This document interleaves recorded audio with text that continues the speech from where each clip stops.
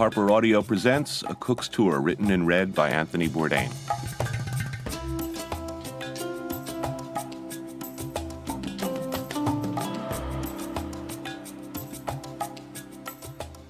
I'm sitting cross-legged in the bush with Charlie, deep in the Mekong Delta, drinking Vietnamese moonshine from a plastic cola bottle. It's dark, the only light coming from a single generator-powered light bulb, and on the tarpaulin is stitched-together fertilizer and rice sacks laid out on the hard jungle floor in front of me. Dinner has just been served.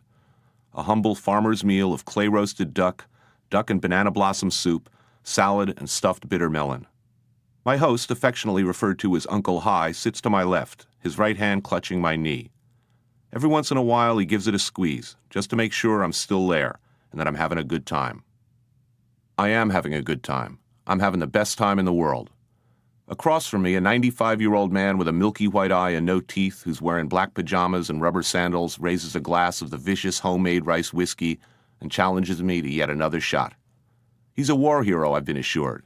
He fought the Japanese, the French. He fought in the American War. We exchange respectful salutations and both hammer back a shot.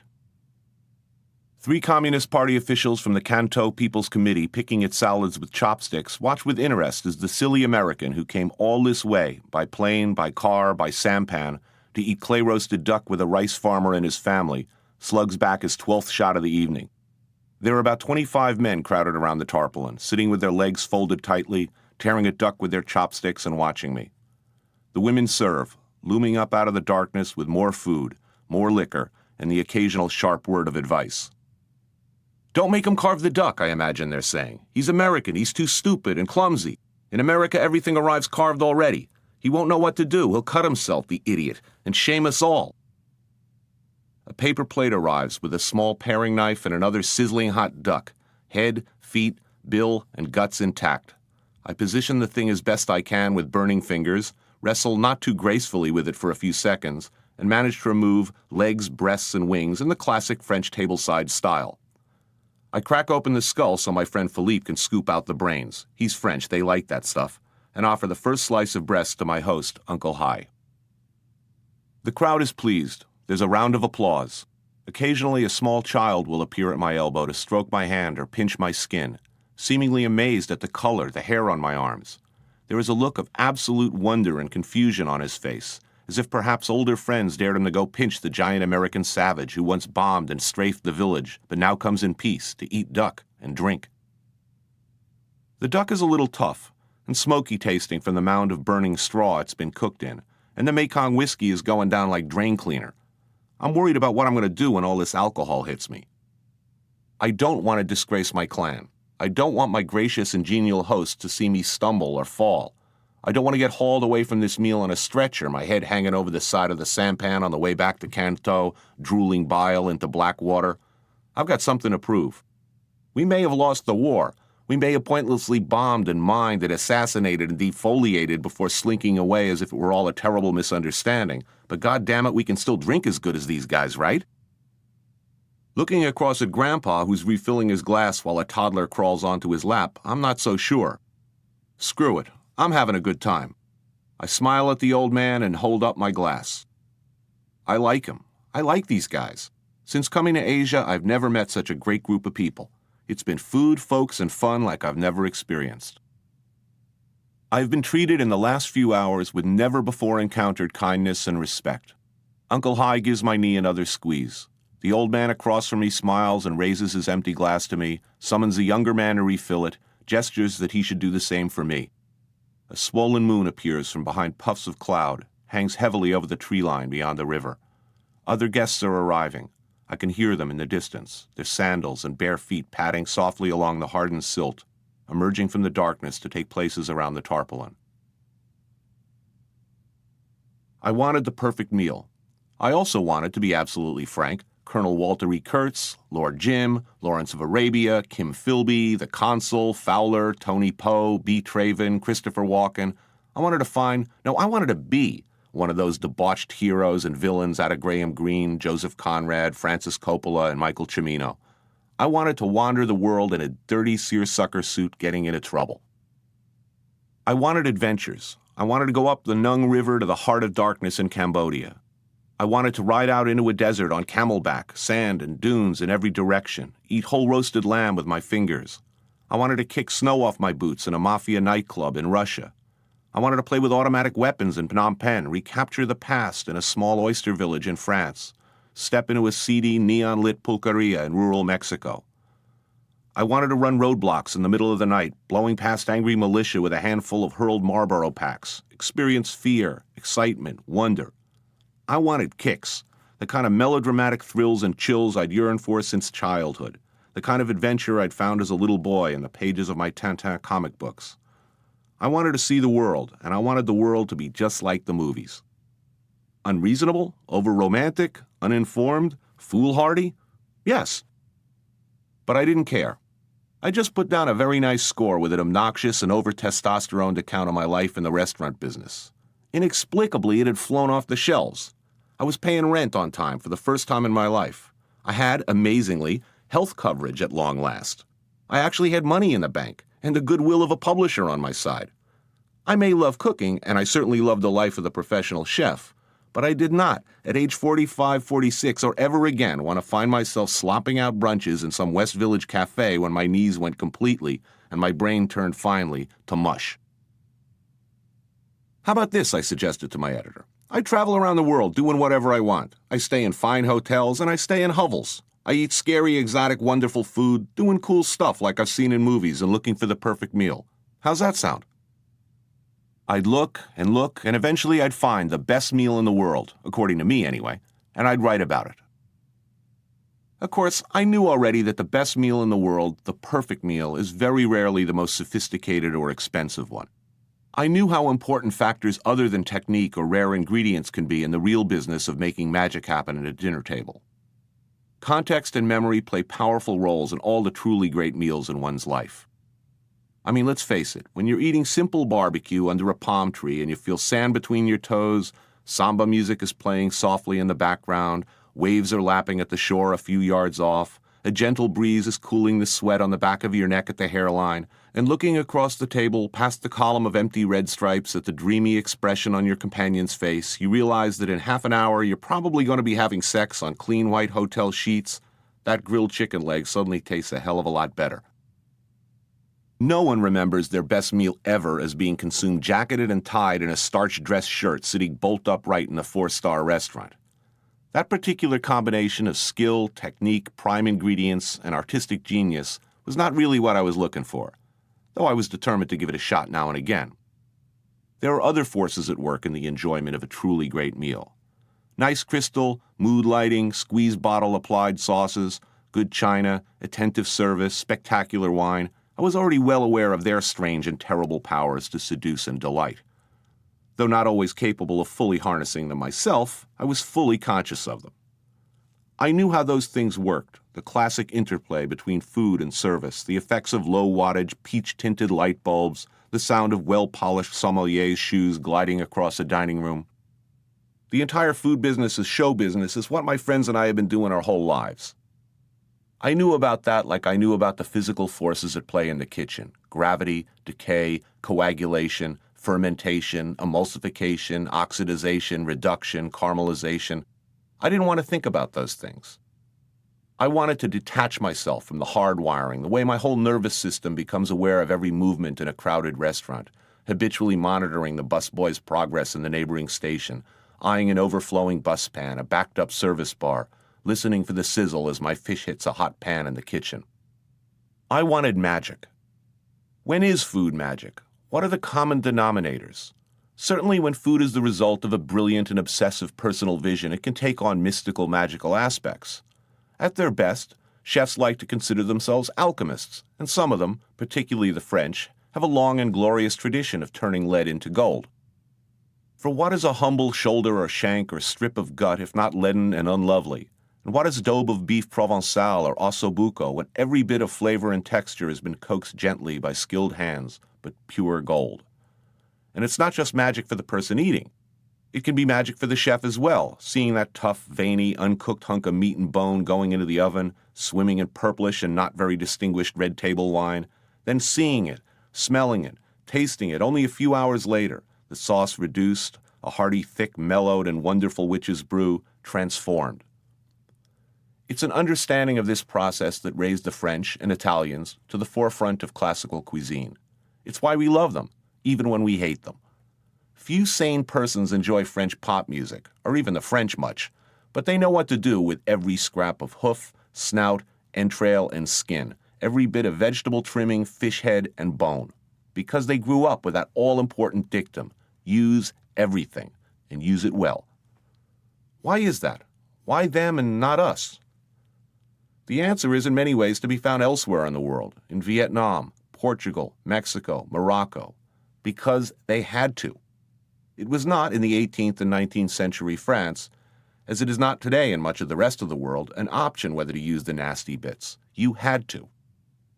They damn well better have figured out something to do with calf's face, pig's feet, snails, old bread, and all those cheap cuts and trimmings, or they go broke, starve, never be able to afford the really good stuff for special occasions. Sauces, marinades, stewing, charcuterie, the invention of the quenelle, the sausage, the cured ham, salted fish, confit, these were strategies, the results of necessity and countless experimentation. Coq au vin? Tough, oversized bird marinated in red wine and braised long enough to be able to be chewed. Pot au feu? Boiled tongues, tails, bones, and cheap root vegetables. Pâté?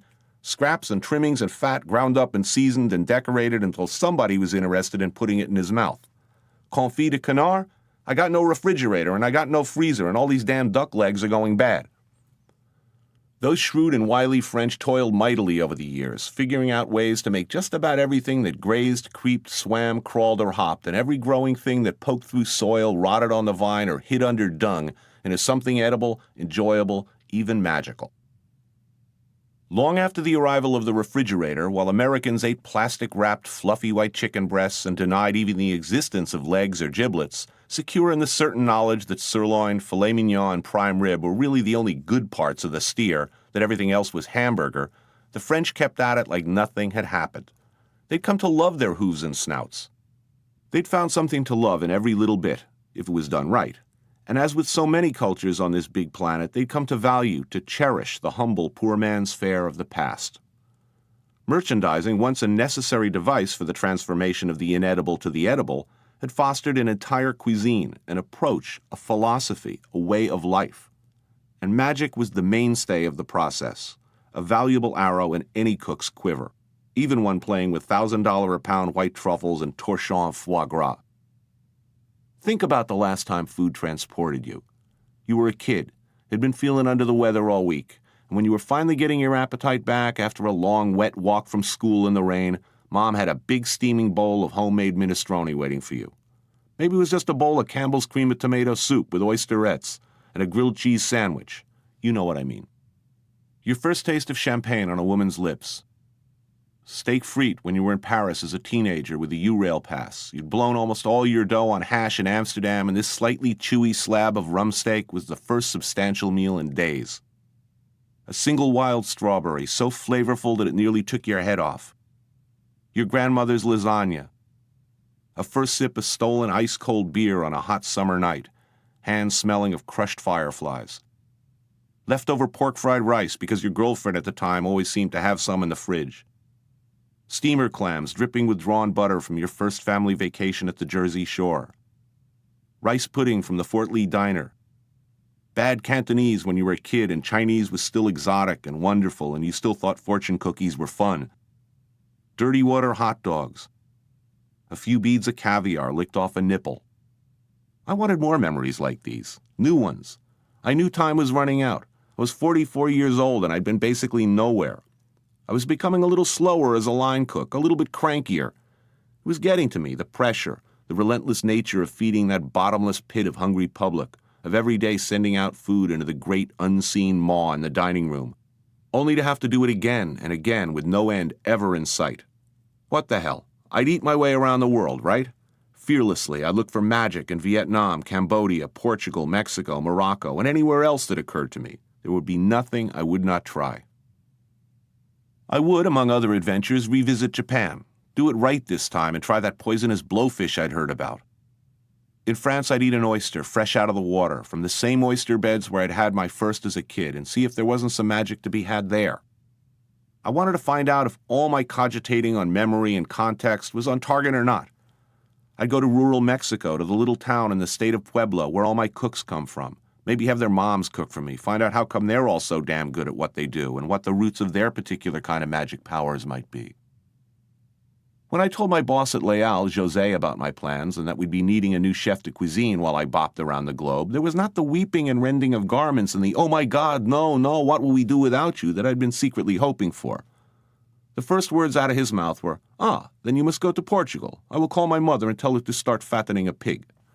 I cleared my schedule, prepared to cut myself loose from everyone and everything I knew and loved. Now, here's the part where I reluctantly admit to something about which I'm deeply conflicted, even ashamed.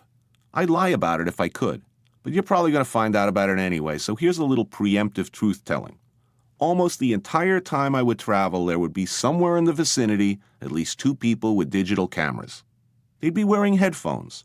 One set of phones would be recording, or at least monitoring, every word, curse, and belch issuing from my mouth. When I went to the bathroom, I'd have to remember to turn off the little clip-on mic attached to the transmitter on my hip. I had, you see, sold my soul to the devil. "We'll follow you around," said the nice man from the television production company. "No lighting equipment, no boom mics, no script. It'll be very unobtrusive. Just be yourself." "It'll be good for the book," said my editor. "We'll take 22 episodes," said, God help me, the Food Network.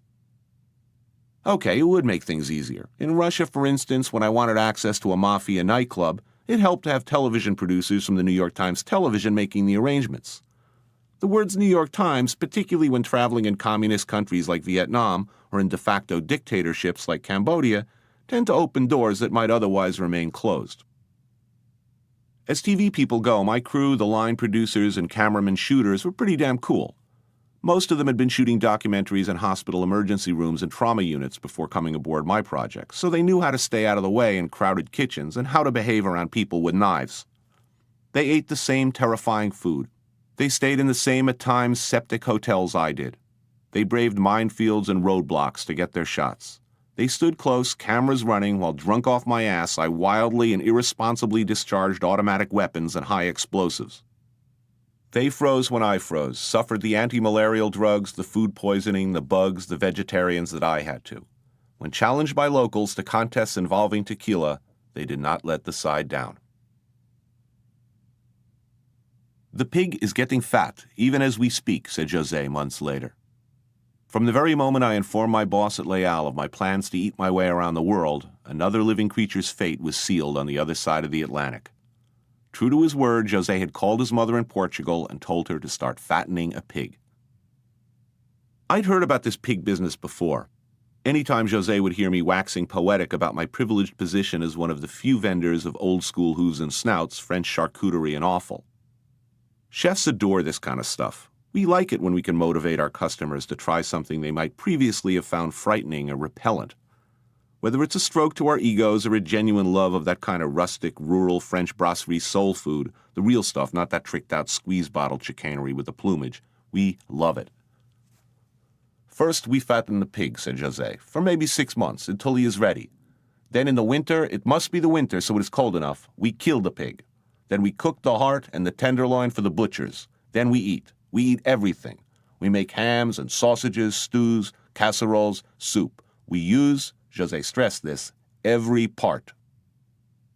"It's kind of a big party," interjected Armando, the preeminent ball-busting waiter and senior member of our Portuguese contingent at Leal.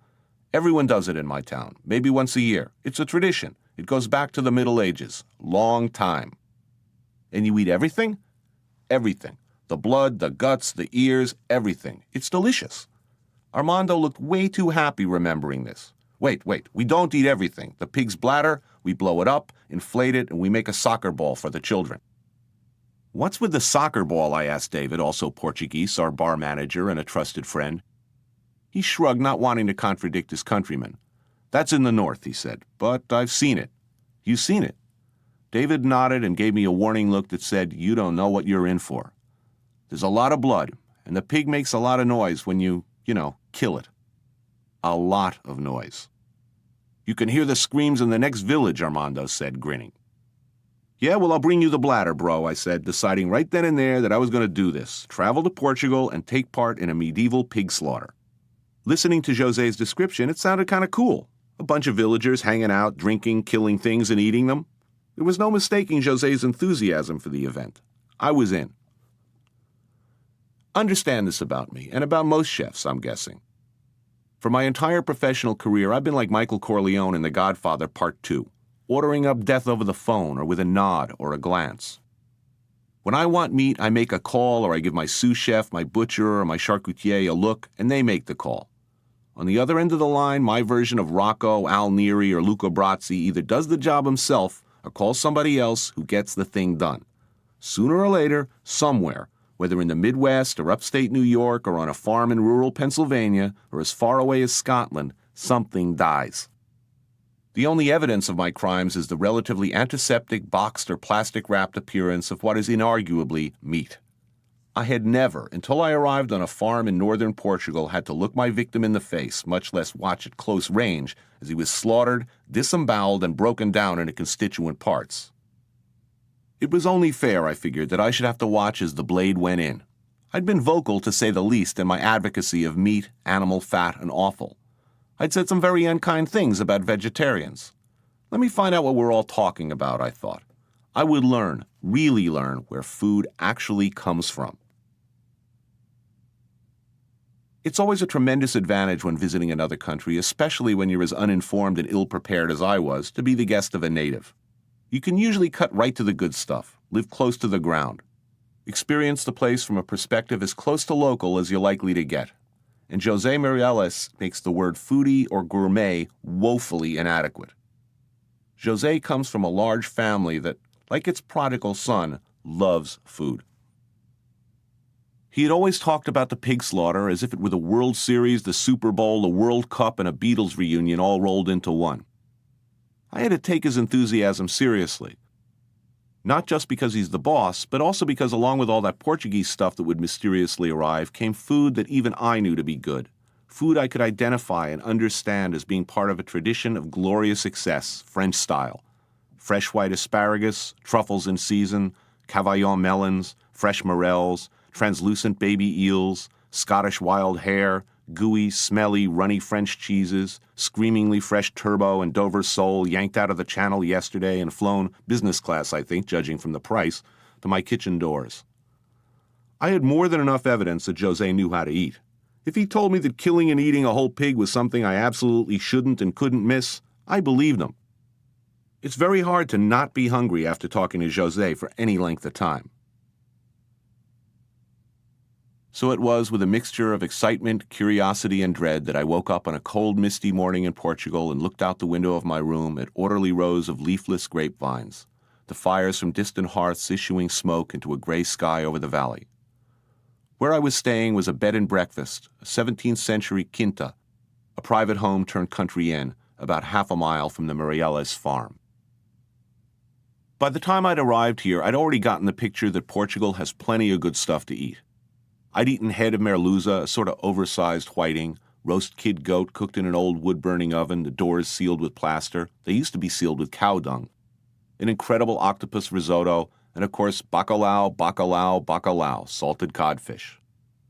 I'd spent a night in a roundhouse on a mountaintop in the Douro Valley, awakened in a torrential rainstorm to descend quickly before the roads washed out, to a quinta at the bottom, where I had roast loin of pork, potatoes roasted in pork fat, and azeito cheese. I'd visited the open markets in Oporto, where I'd met fishwives whose skills with profanity would put any cook of my experience to shame. On the day of the slaughter, we drove to the Mireles farm, a stone and mortar farmhouse with upstairs living quarters, downstairs kitchen and dining area, and adjacent larder. Across a dirt drive were animal pens, smokehouse, and a sizable barn. José's father and cousin grow grapes, from which they make wine, and raise a few chickens, turkeys, geese, and pigs. A few hectares of grapevines and multi-use plots of land stretched over gracefully sloping fields beneath tree-covered hills and mountains, a few church spires and smoking chimneys just visible among leaves and branches. It was early morning when I arrived, but there was already a large group assembled. José's brother Francisco, his older brother, also Francisco. Remember the wedding scene in Goodfellas where everybody's named Petey or Paul or Marie? His mother, father, assorted other relatives, farmhands, women and children, most of whom were already occupied with the early preparations for 2 solid days of cooking and eating. Standing by the barn were 3 hired assassins, itinerant slaughterer butchers who'd apparently knock off from their day jobs from time to time to practice their much called upon skills with pig killing and pork butchering. They were a likable bunch. A red-cheeked old man in vest and shirt sleeves sporting a black brim hat and dapper mustache. 2 younger men in sweaters and waterproof boots. Looking amiable and unthreatening, they shook my hand over early morning glasses of Vinho Verde, a barely fermented white wine made from the family grapes. Cousin Francisco positioned a sequence of bottle rockets and aerial bombs in the dirt outside the farmhouse, and one after the other let them fly. The explosions rocked through the valley, announcing to all who could hear news of the imminent slaughter and meal to follow. "Is that a warning to vegetarians?" I asked Jose. "There are no vegetarians in Portugal," he said. The mustachioed man I took to be the chief assassin, he was holding the knife, a nasty-looking blade with a slot in the middle and a wooden handle, began his approach to the barn. Everyone joined in the expedition, a look of neither sadness nor glee on their faces. Only José's expression was readable. He was watching me, a wry smile on his face, curious, I was guessing, as to how I'd react to what was about to happen. At the far end of the barn, a low door was opened into a small, straw-filled pen. A monstrously large, aggressive-looking pig waggled and snorted as the crowd peered in. When he was joined in the confined space by the 3 hired hands, none of them bearing food, he seemed to get the idea that nothing good was going to be happening any time soon, and he began scrambling and squealing at tremendous volume. I was already unhappy with what I was seeing. I'm causing this to happen, I kept thinking. This pig has been hand-fed for 6 months, fattened up. These murderous goons hired for me. Perhaps had I said when José first suggested this blood feast, "No, I don't think so. I don't think I'll be able to make it this time around. Maybe the outcome for Porky here would have been different." Or would it have been? Why was I being so squeamish? This pig's number was up the second he was born. You can't milk a pig. Nobody's going to keep him as a pet. This is Portugal, for Christ's sake. This porker was boots and bacon from birth.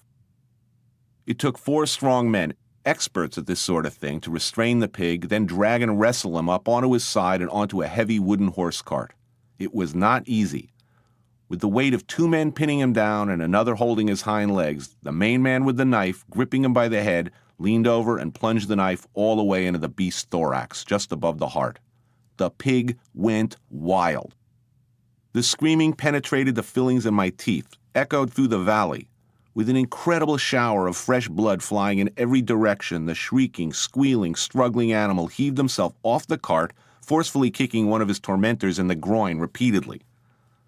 Spraying great gouts of blood, the pig fought mightily, 4 men desperately attempting to gain purchase on his kicking legs, bucking abdomen, and blood-smeared, rearing head. They finally managed to wrestle the poor beast back up onto the cart again, the guy with the mustache working the blade back and forth like a toilet plunger. The pig's movements slowed, but the rasping and wheezing, the loud breathing and gurgling continued and continued, the animal's chest rising and falling noisily, continued and continued for what seemed like a fucking eternity. I'll always remember the surprising atmosphere of business as usual that hung over the whole process as the pig's chest rose and fell, his blood draining noisily into a metal pail. A woman cook came running for the blood, hurrying to the kitchen with it after it stopped draining freely. The death and killing, just another chore. More women walked briskly to and from the kitchen with other receptacles. Food was being prepared, and I'll never forget the look of pride on José's face, as if he were saying, this is where it all starts. Now you know, this is where food comes from. He was right, of course. I'm sure that had I just seen a thoroughbred being inseminated, a cow being milked, a steer being castrated, or a calf breached, I would have been equally ill at ease. I was a pathetic city boy, all too comfortable with my ignorance of the facts, seeing for the first time what was usually handled on the Discovery Channel, just after I changed the channel. The horse cart with the now dead pig aboard was wheeled around the corner of the barn to a more open area, whereas every surface was singed with long bundles of burning straw.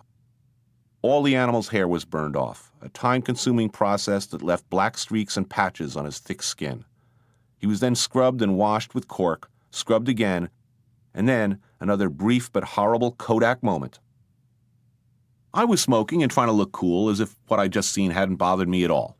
The pig was positioned head away, hind legs and butt pointed in my direction.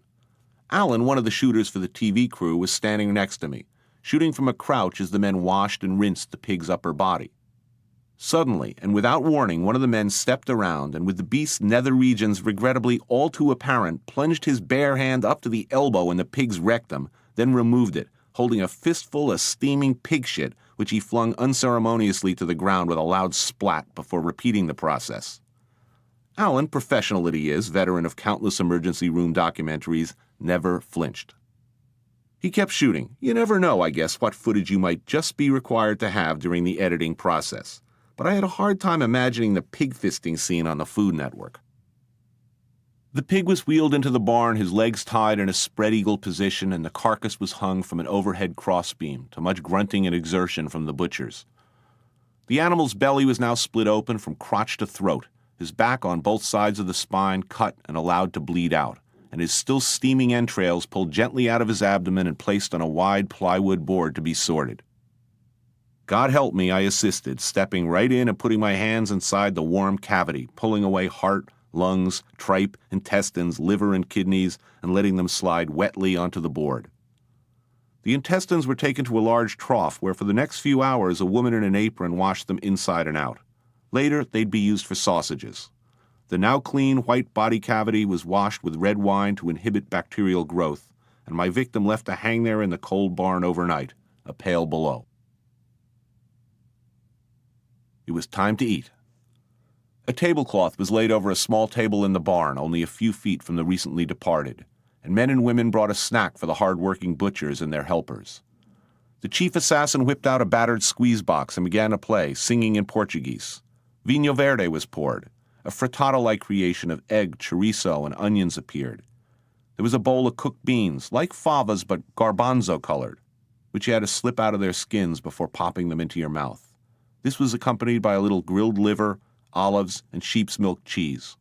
A select group of pig killers and relatives gathered round to eat, a slight rain falling outside the barn doors. The old man with the squeeze box began a melodic address, what could only be described as Portuguese barnyard rap, an homage to the pig. This went on for quite a while, accompanied by much eating and drinking. I tried to eat lightly, a difficult thing to do in Portugal. A few hours later, we gathered around two large tables in the farmhouse for a hearty lunch of caldo verde, kale soup. Very different from the chunky soup studded with potatoes, kale, beans, and sausage that I remembered from my early days on Cape Cod. That's Azores people's food, said José. This was a smoother concoction of chorizo-flavored kale, potato, and stock, the potatoes cooked to the point of near emulsification with the finely chiffonaded kale. No discernible chunks and a subtler flavor. There must have been 30 assorted family members, friends, farmhands, and neighbors crowded into the stone-walled room. Every few minutes, as if summoned by some telepathic signal, others arrived. The family priest, the mayor of the town, children, many bearing more food, pastries, aguardiente, brandy. Loaves of mealy, heavy, brown, delicious Portuguese bread. We ate slices of grilled heart and liver, a gratin of potato and bacalhau, the grilled and sliced tenderloin of our victim, and sautéed grellos, a broccoli rabe-like green vegetable, all accompanied by wine, and more wine. José's father's red joining the weaker Vinho Verde and a local aguardiente so powerful it was like drinking rocket fuel. This was followed by an incredibly tasty flan made with sugar, egg yolks, and rendered pork fat, and a spongy orange cake. I lurched away from the table after a few hours feeling like Elvis in Vegas, fat, drugged, and completely out of it. At the tables, the locals, having yet to finish this meal, were already planning the next one. The Portuguese, if you haven't gathered this already, like to eat. They like it a lot. You can see why we don't really eat breakfast in Portugal, joked José. The word svelte does not come to mind a lot when in Portugal, either as a description or as a desirable goal. One is not shy about second helpings. A few hours later, at José's parents' house, I was already well into dinner, the other guests yet more members of the Mireles extended family.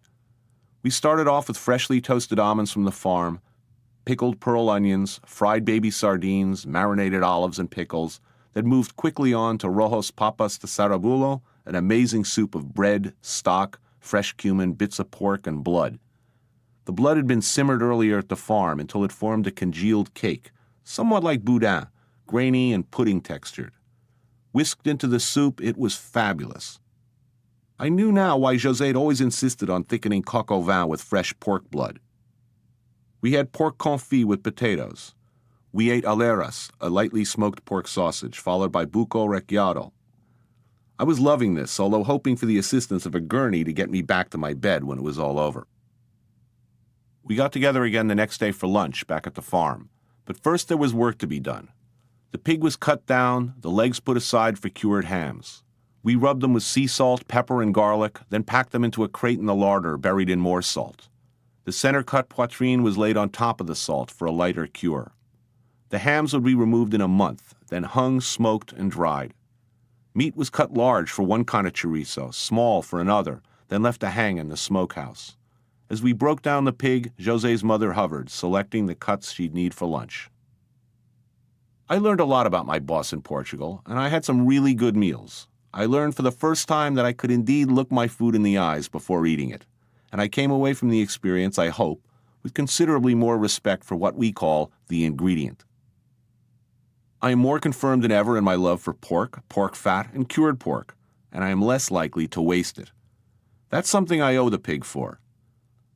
I know now what a pork chop costs in terms of the living, breathing thing that was killed to supply it.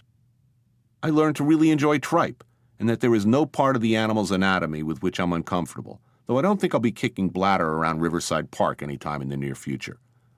I learned that in José's Portugal, they never stray far from what they've always known to be good. It's been over a century since anyone needed to cure codfish in salt, for instance, but they still love it, because it's good. If you joke with José and say, "José, it's all pork, bacalhau, egg yolks, pork, and more bacalhau," he'll probably raise an eyebrow, smile, and say, "Yeah, so? What's wrong with that?" Portugal was the beginning, where I began to notice the things that were missing from the average American dining experience. The large groups of people who ate together, the family element, the seemingly casual cruelty that comes with living close to your food, the fierce resistance to change, if change comes at the expense of traditionally valued dishes. I see this again and again in other countries far from Portugal. And I'd seen an animal die. It changed me. I didn't feel good about it. It was, in fact, unpleasant in the extreme. I felt guilty, a little bit ashamed. I felt bad for that pig, imagining his panic, pain, and fear. But he tasted delicious. We'd wasted maybe 8 ounces of his total weight. It would be easier next time. My younger brother had some good memories of our summers in France. Each of us had been, for most of those times, the only English-speaking company the other had had. We hung out together, explored the little town of La Teste, spent hours playing army with little green plastic men in the back garden of my aunt's house there. We traded bande dessinées, Tintins, Lucky Lukes, and Astérix, played with firecrackers, and when really bored, ganged up on my poor mother. When I suggested a trip together down memory lane, Chris didn't hesitate. "Let's do it," he said. The idea was to leave our loved ones behind and just the two of us re-experience the France of our youth. We'd visit the house in La Teste. We'd eat in all the same places in town and in neighboring Arcachon. We'd go out at the crack of dawn to the oyster parks in the Bassin, where I'd enjoyed my first all-important oyster and had my first real food-related epiphany. Chris actually ate and liked the tasty bivalves now. We'd climb the dune of Pila again, gorge on sugary pastries without having to ask permission, drink as much Bordeaux as we pleased, buy lots and lots of firecrackers and throw them into the German blockhouses we'd played in as kids at the beach. Who could hinder our good time now? Who could stop us? We were grown-ups now, a respected currency analyst and a best-selling author. Our mother was in New York and had decades ago given up trying to correct our behavior. Our father, though never really a disciplinarian, had died back in the 80s. We could do whatever we wanted. We were free to act like children again. It was the perfect way and the perfect place, I thought, to look for the perfect meal, in our old stomping grounds near the beaches of southwest France. It was night when we arrived in Arcachon, the summer resort town next door to the tiny oyster village of La Teste de Bouche. It was January, about as off-season as off-season can be, cold, windy, with a constant drizzle of penetrating, bone-chilling rain. When considering the heady, sentimental, exciting implications of recapturing the past, I'd overlooked such earthly matters as temperature and precipitation. and the fact that we'd very likely be freezing our asses off in a boarded-up ghost town. We checked into a dark, drafty, clapboard and chintz House of Horrors hotel on the water, an insane tchotchke-filled barn decorated with Art Deco stained glass, fake Tiffany lamps, Austro-Hungarian figurines, moldy carpets, Rococo furniture, and absolutely no other guests. The first night I slept badly, dreaming of my aunt, Tante Jeanne, yelling at me for throwing firecrackers into the outhouse. "Défendu, prison," she shrieked. Even my dreams seemed penetrated by the smell of dank, musty, upholstered chairs and the peeling pink wallpaper. Chris woke up looking cheerful and excited. Not me. I declined breakfast in the hotel, wondering when they'd seen their last guest, and if he'd survived the experience. My brother and I hurried to the station and took the short ride to La Teste. Shoulder to shoulder, we strolled down empty streets under a cold gray sky, doing our best to ignore a quiet mist of rain. "It's this way," said Chris in a hushed voice, "past the fire station and the gendarmerie." "I can't believe I'm here," I said. "I can't believe it." We found Rue Jules Favre just where we left it, and after one block, then two, our house, or what used to be our house. The driveway had changed. It being winter, there were no roses blooming in the front garden beyond the hedges. The wooden shed to the right, where my father had posed for a photograph as a little boy in beret and short shorts, where my brother and I later posed in the same much-hated outfits, was still there. But the swinging gate we leaned upon, trying desperately to look cool, or at least less ridiculous, was gone. The house where our neighbor, the oyster fisherman, Monsieur Saint-Jour, had lived, had been torn down and a new home erected in its place. The house my Uncle Gustave had begun before his death, I remembered clearing bricks with him, was much the same. Beyond a new white picket fence and well-trimmed hedges stood our old summer home. There were a few seconds of stillness as Chris and I peered over the gate. My brother hesitantly approached the house and rang the bell. Soon the current owner emerged, a short, older man, completely unfazed by the appearance of two tall, goofy-looking Americans and a camera-toting TV crew in the middle of winter.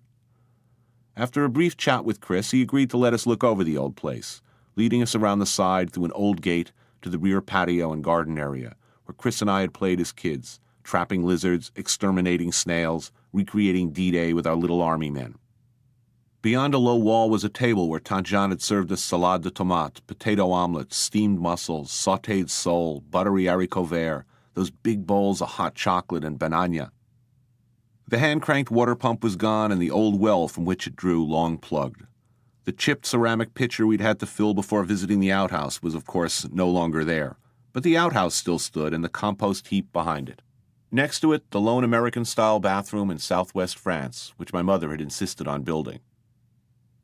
We didn't go inside the house. It would have been too weird. We walked down the middle of Rue Jules Favre, turned a corner, and found the boulangerie still open. Entering with the customary "Bonjour, madame," we were greeted with a warm, sweet-smelling waft, brioche and baguette baking. We bought a bag of pain raisin, the sticky raisin danishes we'd had so often as kids, a baguette, a croissant, and a brioche, eager to try it all, to see if it tasted the same. "The same," said Chris, exuberant. I was not so thrilled. Something was holding me back. The baked goods, after all this time, were identical in taste and appearance. The shop smelled just as it had 28 years ago. But something was missing. There was once a little cafe around the corner called Café Central. It had become our default dinner of choice on those nights when my mother had not felt like cooking or when we'd been unable to agree on where to go or what to eat. It had been a simple neighborhood joint with chipped plaster and whitewashed walls, football posters, a few local fishermen drinking Vin Ordinaire in the small dining room.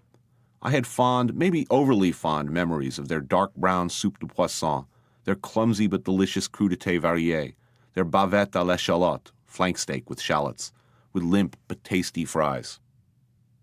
It was called Le Bistro now, and it had been decidedly gussied up. There were candles on the tables, tablecloths, framed paintings of oyster boats on the pastel-colored walls, furniture that didn't wobble. But the fish soup was the same, dark brown, flecked with shreds of fish, milled bone, redolent of saffron, garlic, and anise. It was accompanied just as I'd remembered by little fried croutons, grated Gruyere cheese, and a little croque rouille, the garlic and pepper mayonnaise. It was delicious, my first taste in almost 30 years of a soup that had seriously inspired me in my professional life. As a young chef, I'd toiled mightily to recreate it again and again, chasing the recipe, fooling with ingredients and amounts and procedures until I'd finally gotten it right.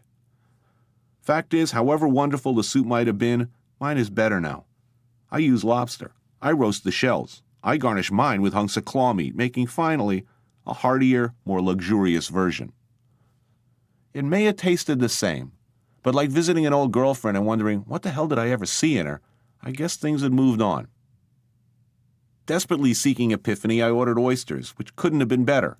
A plate of rouget, the tiny bony but delicious fish from the Med, fried sardines, a pan-roasted magret de canard, that's duck breast, in green pepper sauce, and a bavette for good measure. But it still wasn't happening for me. It's not that I wasn't happy. It was great to sit at a table in France again, to look up from my food and see my brother again, to watch him unrestrainedly enjoying himself, bathing in the normalcy, the niceness of it all. Compared to most of my adventures, this was laudable, gentle, sentimental, no one to get hurt. Waste, disappointment, excess, the usual earmarks of most of my previous enterprises were for once totally missing from the picture. Why was I not having the time of my life? I began to feel damaged, broken, as if some essential organ, my heart perhaps, had shriveled and died along with all those dead clumps of brain cells and lung. My body and soul, like some big white elephant of an Atlantic City hotel, closed down wing by wing until only the lobby and facade remained. Chris did his best to pull me out from under whatever dark cloud was gathering. Relax, you need a drink or something? It's okay, I said, jolted out of my morbid daydreaming. I don't know. I think I miss Dad. Me too, said Chris. We set off for the dune of Pila, Europe's largest sand dune, a favorite outing long ago. Where once my brother and I scampered up its steep face on young legs, we now slogged, wheezing in boots in the loose sand, pausing every few yards to catch our breath in the wind and cold. Our father had come here as a child, too. Back in the hotel, my brother had shown me an old hand-tinted stereoscopic slide my uncle must have taken back in the 30s.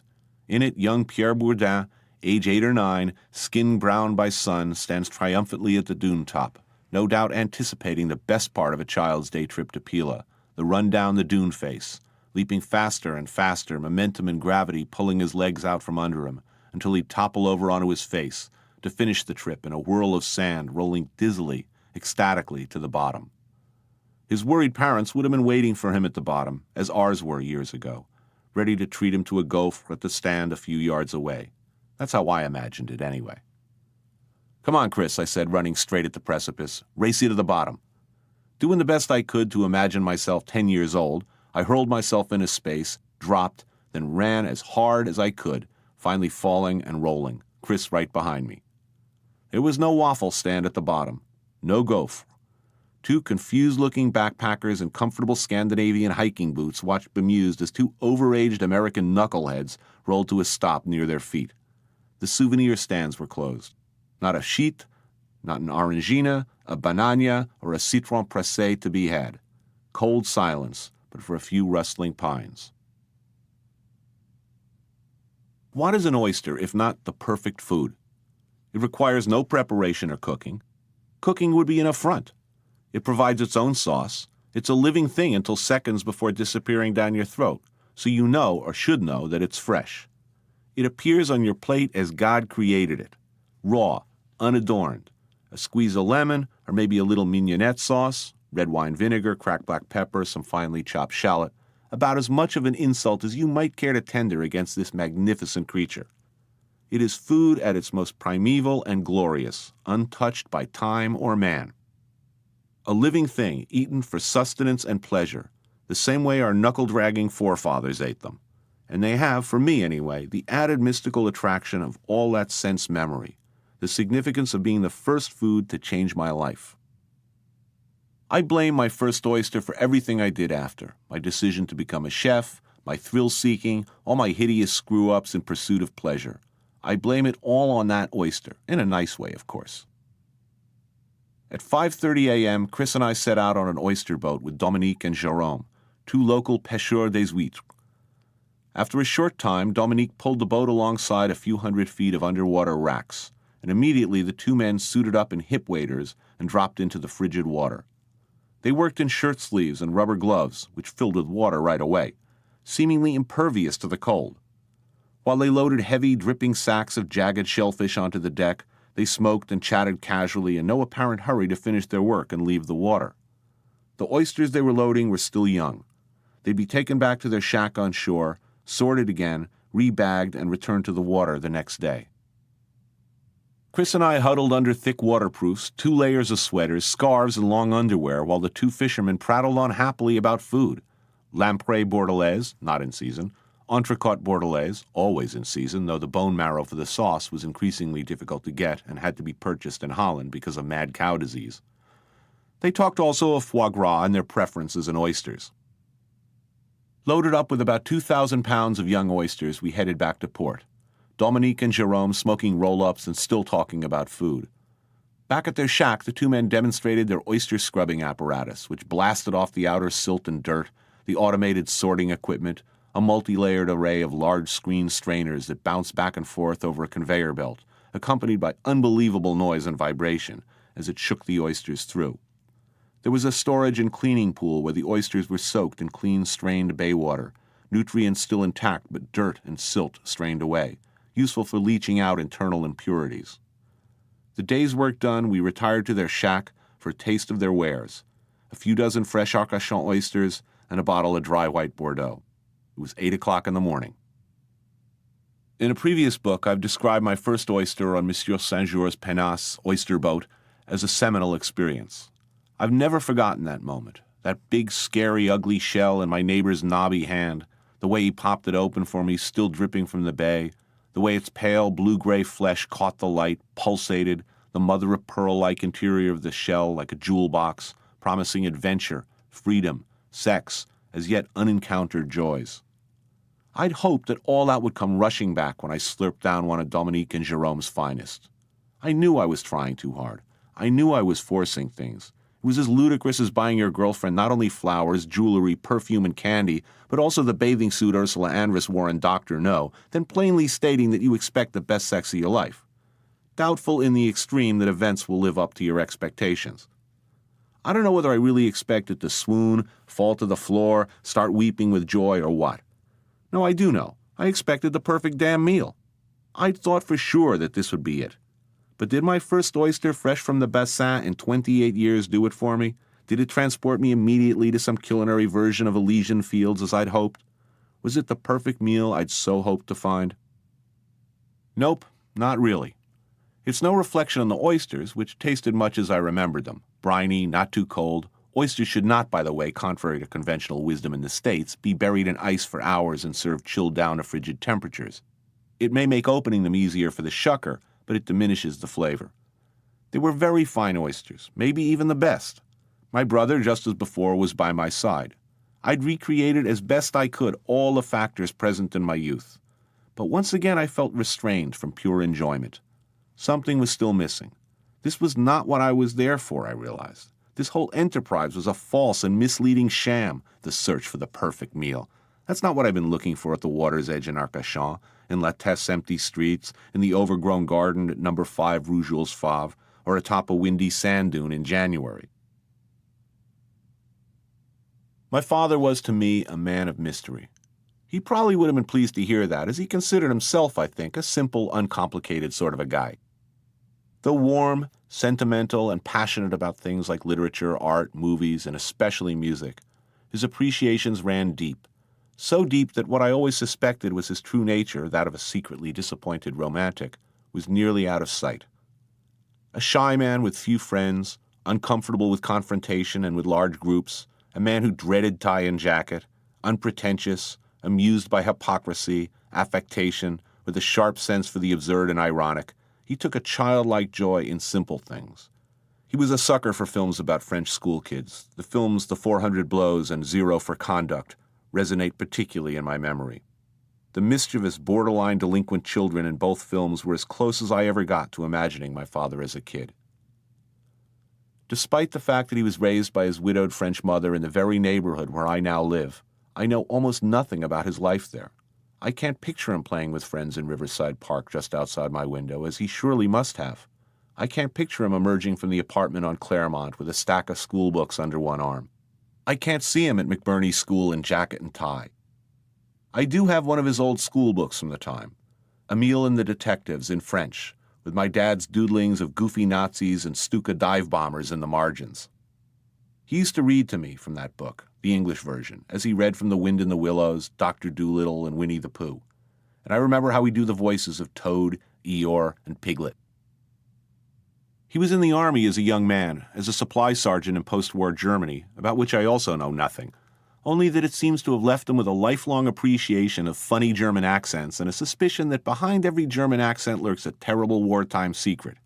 He found Mel Brooks's take on Germans entirely in keeping with his own, but his laughter masked, I always suspected, some deeper bitterness and cynicism. He saw something ugly yet fascinating there, I'm sure. He loved in later years bleak, multi-layered espionage thrillers like those of John le Carré and Len Deighton, adored films like The Man Inside, The Third Man, Funeral in Berlin, and thought Dr. Strangelove was the funniest movie ever made. I guess I knew him best from what seemed to make him happiest. Lying on the couch on his days off, reading Jean Lartigue in French, endless John D. MacDonald novels, adventure stories, usually romantic, a little bit sad, set in faraway climes, watching a new Kubrick film, listening to a new record on his giant JBL studio monitors, fiddling with the dials on his old Marantz radio, or sitting on the beach at Cap Ferret during the 2 or 3 weeks he could get away from his job at Columbia Records and join us in France. Eating saucisson à l'ail between crusty French bread, sipping Van Ordinaire in his white terry cloth shirt and boxer-style swimming trunks, wiggling his toes in the sand, he always looked most completely at ease. He'd charge into the rough surf with me or Chris on his shoulders and try to scare us about the incoming breakers. I had the brilliant idea that Chris and I should rent motor scooters and retrace the long drive from Arcachon, through La Teste and Goujon-Mestras, all the way around the bay to Cap Ferret. We'd made the trek many times as a family, first in the old Rover sedan, later in rented Simcas and Renault. It would be, I thought, more tactile and immediate on scooters. We'd be able to smell the air, get a better view of the towns as we passed through, unobstructed by dashboards or windows. That it was freezing cold and drizzling made no impression on me, caught up as I was in reverie. It was cold, extremity-numbing cold. My bike could speed along at a good clip. I'm bigger, I got the good one. But Chris's bike putted along at 25 miles an hour, slowing our progress considerably. Our helmets were too tight. In our zeal to recapture the pass, we hadn't really checked them for fit beyond a cursory look. My head soon felt like I had a drill bit lodged behind my right eye. The rain whipped and lashed our faces even at our reduced speed, and soaked us to an ambient, dispiriting damp.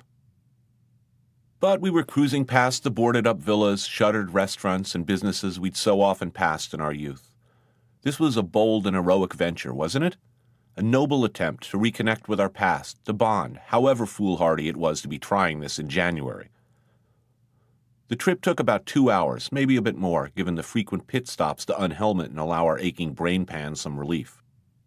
We finally arrived at a sandy turnoff, drove slowly down a scrub pine-lined road, parked, dismounted by a dune fence, and began the half-mile walk to the beach. There was nothing but wind, the sound of our heavy hiking boots in the sand, the distant thudding of surf. "I recognize that one, I think," said Chris, pointing out a graffiti-covered blockhouse in the distance, midway between beach and pine forest, just visible in the rolling dunes. "Picnic site," I suggested. "Plan." We trudged over dunes, berms, hillocks, slow going in the sand, then finally clambered up a thick sloping concrete wall and sat atop the thing, exactly where we played as kids. I laid out a blanket and our little picnic lunch, and we chewed silently, our fingers stiff in the cold wind coming off the sea. The saucisson tasted the same, the cheese was good, and the wine proved serviceable. I produced a package of firecrackers, and soon 2 men in their 40s were playing army, as they'd done 3 decades or more ago, dropping explosives down rusted vents, jamming them into discarded bleach bottles, the dull bang of the explosions whipped immediately away by the wind to disappear into the sand.